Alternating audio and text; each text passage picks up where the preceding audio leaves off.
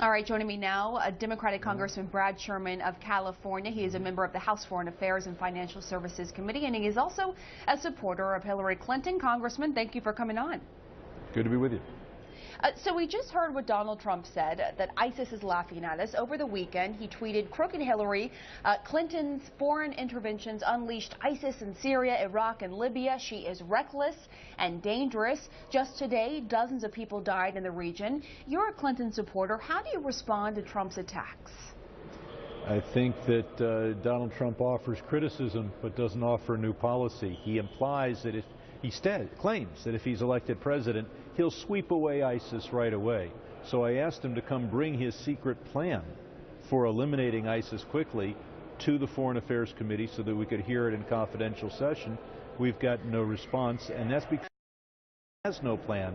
His only plan is say something outrageous and upsetting and then walk it back.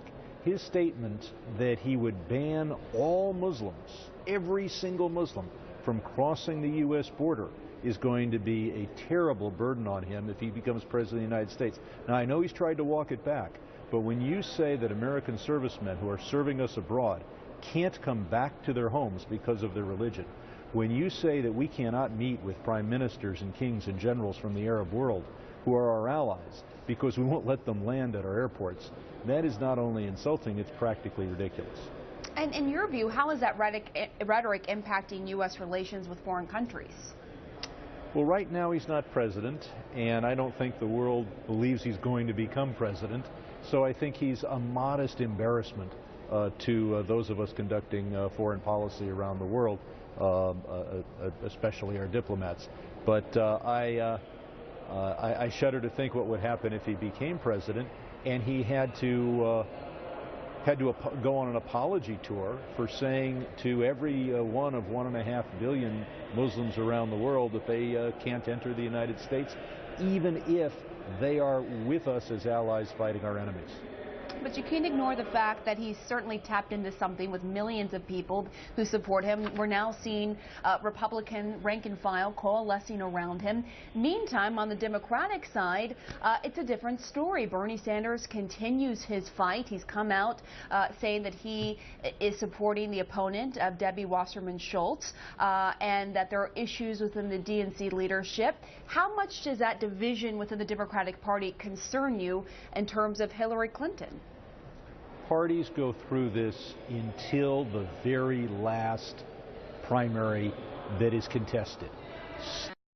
All the terrible things that the Republican candidates said about each other, and now, about a week or so after the last Republican opponent throws in the towel, Donald Trump is getting a bounce in the polls because, while he may not have united all Republican elites and certainly not a lot of foreign policy experts, he's uniting Republican voters. That same bump will be available to Hillary Clinton when the race is over. The race isn't over until there's a concession, and I don't expect that to happen until the middle of June. So we have another few weeks where this race is going to be contested. Bernie has every right to contest it, and that's what he's decided to do. And both Trump and Clinton have record high unfavorable ratings in these latest polls that came out. Clinton responded to this and said that basically these polls so far mean nothing this far out, 5 months out from the general election. Is she right, or is this something that she needs to worry about right now? This is like the first inning of a tied baseball game. There's a long way to go, and I think that the fact that Trump has gone up a little bit is that bump that he gets because his opponents threw in the towel.